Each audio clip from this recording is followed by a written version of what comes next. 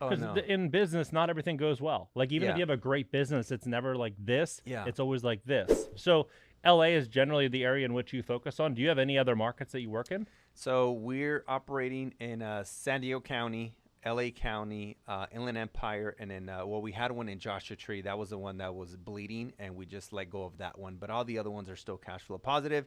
But the ones that we have in secondary markets, like in the Inland Empire, the again, it's just less cash flow. It used to be like 2 grand, now it's like 800 to 1500.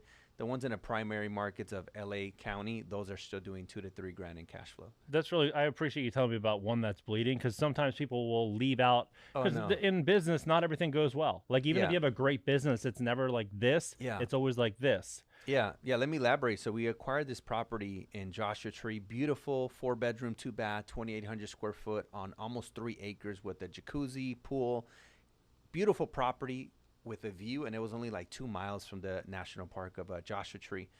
We closed on it, and right away we started losing like 4,000 a month because it was a long escrow. We bought it off market. It was my first time buying a property off market, and it took about 4 months from the time that we opened escrow to us actually closing.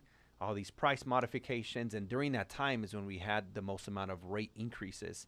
So I think that our projections were telling us that we were going to make like 4 to 5 thousand a month, but the market started contracting during that time, and so we started losing 4,000 a month immediately, and that went on for like 6 consecutive months. And then we ended up selling it and ended up losing another 30,000 in the back end. So it was like a $50,000 to $60,000 loss. Yeah. But again, it was a great lesson. I don't see it as a failure because now, during the last recession, I didn't own real estate in 2008. I don't know if you did. No. I was maybe a little too young. But now that I'm experiencing this, I know to just stick to the primary markets. Like I'm not. Sometimes people have this belief, like, you know what, I'm gonna go to the cheaper areas, and maybe sometimes that works. But at least in this current market conditions, the people who have properties in those secondary and tertiary markets with short-term rentals are struggling. So Yeah. my biggest takeaway is, man, even if it costs more, it's always going to be worth it to stick to those strong primary markets that hold their value more, their appreciation, and perform better from a cash flow perspective during times like this. Definitely, definitely. What areas do you think are going to offer some of the most upside for, not just in like California, but in other places? Do you like Yeah. places like Southern Florida and I have students that are doing really well in Dallas. Like I have a student, she just sent me a testimonial yesterday. She's 26 years young. She actually was born and raised in Venezuela. She's only been in Texas for like 2, 3 years. yeah, And last month she netted, this is crazy. I have the testimonial. She netted 60,000.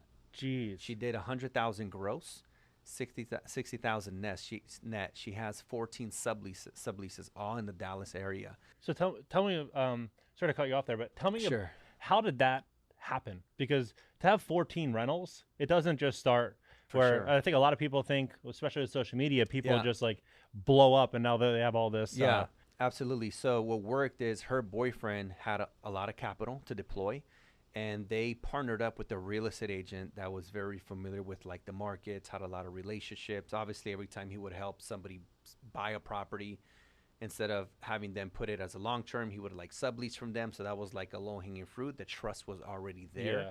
And the relationship was already established. So yeah, between the three of them, or I guess her boyfriend and the guy financed everything, and she's the one like running the operations. And again, just to clarify, like this isn't something that happens every day. In fact, that's not even common, Yeah. right? Yeah. Because sometimes people put out there like the best story and say, "Oh, this is gonna happen with everyone who does short-term rentals in Dallas." But no, they went all in. Most of their properties are 3 to 5 bedroom single-family homes with game rooms. They got pools. They got jacuzzis.